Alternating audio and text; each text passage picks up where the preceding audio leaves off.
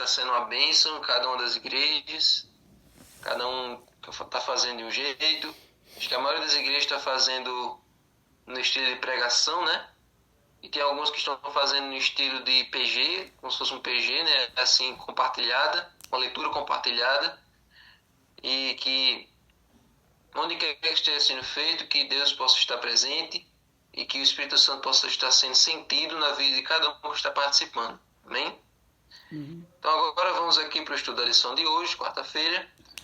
E o tema é: o mistério de Deus é revelado. O mistério de Deus é revelado. E existe um verso que a lição não cita, mas que está lá em Apocalipse, falando ali sobre aquela parte das trombetas, que diz assim, em Apocalipse 10, verso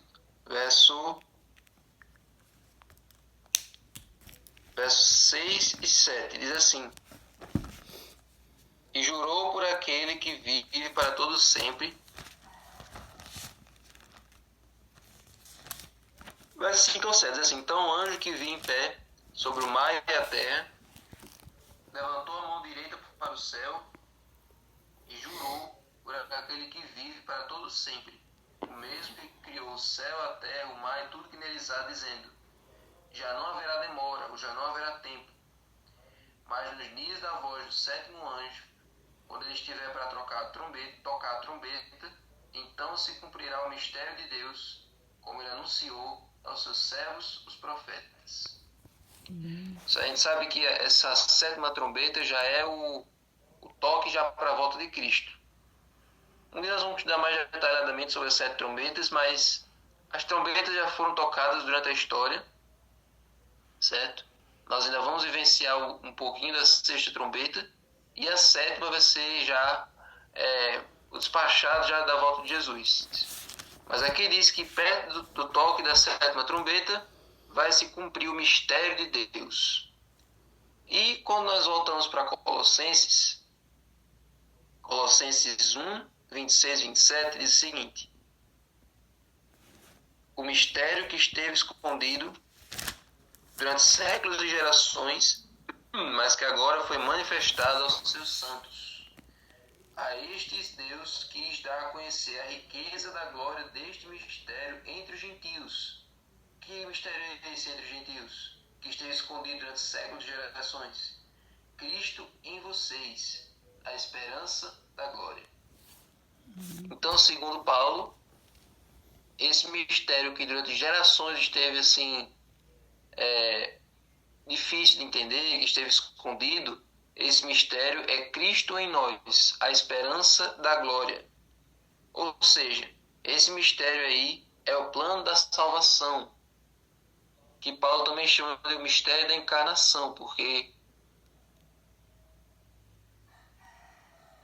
existem 2 mistérios que Paulo fala.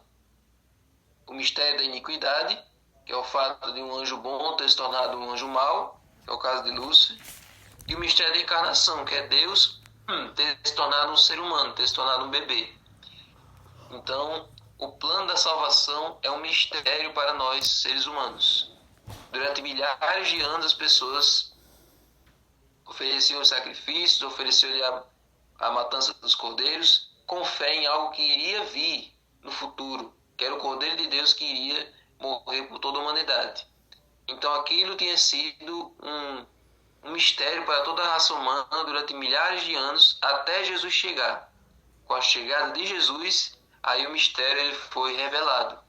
O amor de Deus foi revelado no seu ápice, no seu auge, em toda a sua totalidade, ao Jesus vir esse mundo, e então tudo que estava obscuro foi revelado, certo? Então, Pedro ele descreveu essa verdade como algo que os profetas haviam previsto e que os anjos desejavam contemplar. Está em 1 Pedro 1, verso 10 a 12. Ou seja, os profetas tinham falado sobre o Messias, tinham falado sobre alguém que era da linhagem de Davi, que era um príncipe da paz, ele que era o renovo de Jessé. Então, todos os profetas falaram por muitos anos desse ser que viria como libertador, como salvador. E os anjos estavam ansiosos para conhecer, para ver esse ser em ação. E esse ser, essa pessoa que viria, era o próprio Cristo. Então, esse mistério que foi revelado é o próprio Jesus, na sua vida, na sua morte, na sua ressurreição. Então, o que é que esses textos abaixo falam sobre o plano da salvação, sobre esse mistério de Deus que foi revelado? Então está lá em Efésios 1, do 7 ao 10. Efésios 1, do 7 a 10, diz o seguinte: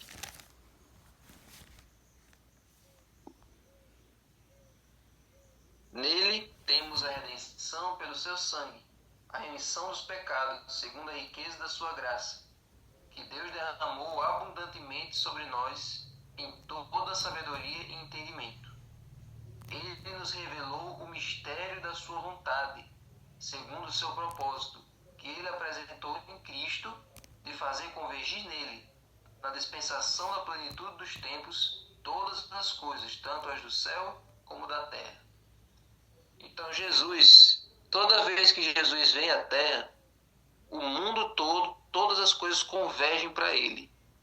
Quando ele estava aqui, durante aqueles 3 anos e meio, 33 anos, e especialmente nos 3 anos e meio do seu ministério, Satanás ele ficou extremamente preocupado, porque ali estava o Criador do universo em forma humana e estava vindo ali para salvar a humanidade. Então todos os esforços de Satanás foram para tentar destruir Jesus e tirar ele de tempo enquanto ele estava aqui na Terra.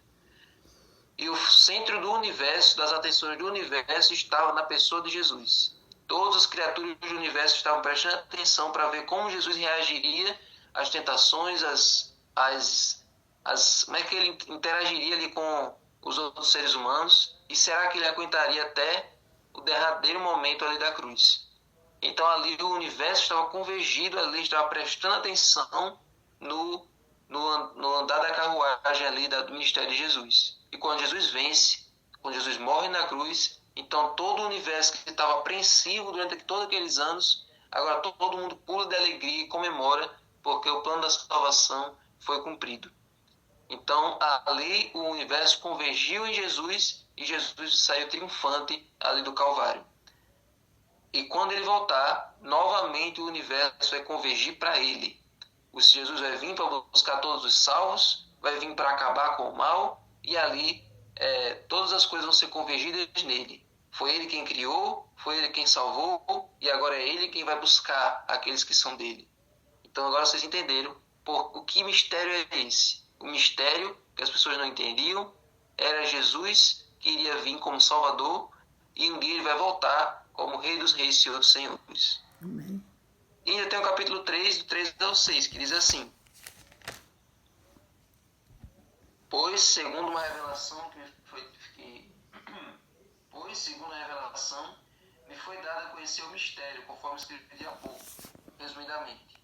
Ao ler o que escrevi, poderá entender a minha compreensão do mistério de Cristo, o qual, em outras gerações, não foi dado a conhecer aos filhos dos homens, como agora foi revelado aos seus santos apóstolos e profetas pelo Espírito. Tá vendo? Confirmando o que a gente tinha dito. Então, até aquele momento, os apóstolos, os profetas do Antigo Testamento não conheciam Jesus.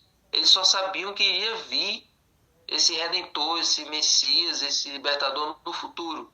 Então eles escreviam sobre alguém que eles não tinham conhecido. Eles não sabiam quem era. Então, Paulo está dizendo assim, nós é que temos o privilégio de conhecer Cristo. Aquilo que os outros não conheciam, só falavam dele de longe, assim, pela fé, nós conhecemos ele de perto. Estivemos com ele durante 3 anos e meio e sabemos quem ele é. Ele é a concretização de todas as esperanças e sonhos e anseios de todos os profetas de antigamente. Nós vimos ele face a face, pegamos na sua mão, vimos o sinal dos cravos nas mãos e no lado. Então, nós estivemos com ele, nós sabemos que ele é real, nós sabemos que ele vive e que está lá em cima intercedendo por nós. Então é isso que Paulo está dizendo. Então, em última análise, todas as coisas no céu e na terra são reunidas em perfeita unidade em Cristo. Certo? Então, Esse foi o foco da oração em João 17. Que todos fossem um, assim como ele é um com o Pai. E embora isso, a forma como isso acontecesse fosse um mistério naquela ocasião, agora foi revelado por meio do Evangelho. De que maneira todos nós podemos ser um com Jesus, assim como Jesus é um com o Pai? Como é que todos nós, cristãos, adventistas de todos os lugares, podemos ter uma unidade de pensamento, uma unidade de estilo de vida, uma unidade de ação como Jesus, igual com Jesus e igual com o Pai? Isso é uma coisa bem interessante da gente pensar. Como nós todos somos um corpo e Jesus é a cabeça, então assim todos que creem em Cristo, judeus e gentios, compartilham igualmente das promessas de Deus por meio do Evangelho e são reunidos em um único corpo, a Igreja. Se a gente juntasse pessoas de vários países e colocasse num auditório, num lugar assim, fechado, pessoas que não conhecem a Cristo, pessoas que não têm nenhuma ligação de fé, juntar essas pessoas, colocasse elas todas ali, será que iria dar bom? Será que aquelas pessoas iam se dar bem? Num lugar fechado, assim, pessoas de várias línguas, de várias nacionalidades, culturas diferentes? Não ia dar certo. Ia dar uma confusão, talvez até desse brigas. Mas aí a gente olha para uma cerimônia, para um evento da Conferência Geral, onde se juntam adventistas de várias partes do mundo, delegações de várias missões e associações da África, da Europa, das Américas, da Ásia, junta todo mundo ali e todo mundo se entende, todo mundo se ama, todo mundo ali se compreende, apesar de serem de várias regiões diferentes do mundo, mas ali você percebe uma unidade de pensamento. A gente percebe que a igreja é uma só, mesmo sendo composta de pessoas de várias partes do mundo. A fé, a união em Cristo faz isso. A união em Cristo destrói os muros, as barreiras de linguagem, as barreiras de pensamento, e todo mundo é unido em Cristo, assim como Cristo é unido com o Pai. Então, gente, Cristo em vocês é a presença de Cristo habitando em nosso coração pela fé. Então, essa união espiritual com Cristo permite, mesmo ainda hoje, mesmo agora, nos assentarmos nas regiões celestiais, como diz lá em Efésios 2,6, e experimentarmos os poderes do mundo vindouro. Ou seja, por meio da presença de Cristo em nossa vida, Ele já está começando a nos unir ao céu. Diga amém? Amém. Então, com Jesus presente em nossa vida, nós já começamos a sentir o céu desde aqui. No céu, todos os salvos de todas as épocas vão estar juntos. Todos os salvos de todos os tempos vão estar unidos num só lugar, louvando e agradecendo e adorando a Deus por ter sido tirados desse mundo mal. Então um dia nós vamos estar todos juntos lá no céu. Mas desde agora nós já podemos sentir essa unidade de pensamento, essa unidade em espírito, porque Cristo nos une. Unidos em Cristo nós atravessamos qualquer barreira, porque é nele que estamos convergidos. É por meio dele, para ele, tudo por ele, são todas as coisas. Amém? Então, é em Jesus que nós nos unimos. É por ele que estamos aqui. Por ele nos movemos, respiramos e existimos. Ele nos criou, ele nos salvou e um dia ele vai nos resgatar. Amém? Amém. Senhor Deus, muito obrigado, Senhor, porque o Senhor revela para nós todos os seus mistérios. Sim, Senhor. Todos os teus segredos, o Senhor compartilha conosco. Muito obrigado, Senhor, porque o Senhor nos criou com as tuas mãos, nos salvou e um dia o Senhor vai nos buscar. Sim, Deus. Nos ajuda, Senhor, a permanecermos unidos em um só pensamento, em um só espírito, em uma só fé, em um só batismo, todos unidos em Ti. Todos aqueles que têm a mesma unidade de pensamento estão ligados a Ti. Então, Senhor, abençoa cada um aqui, que possamos ser um só. Uns são de Açu, outros são de Itajá, outros são de Pendências, outros são de outras localidades, são de Santana do Matos. Enfim, de onde quer que nós estejamos, que possamos ser um só, com um pensamento ligado em Ti. Agora abençoe o estudo do livro, capacite-nos, Senhor, para para recebermos a chuva serôdia do Espírito Santo. Em nome de Jesus. Amém.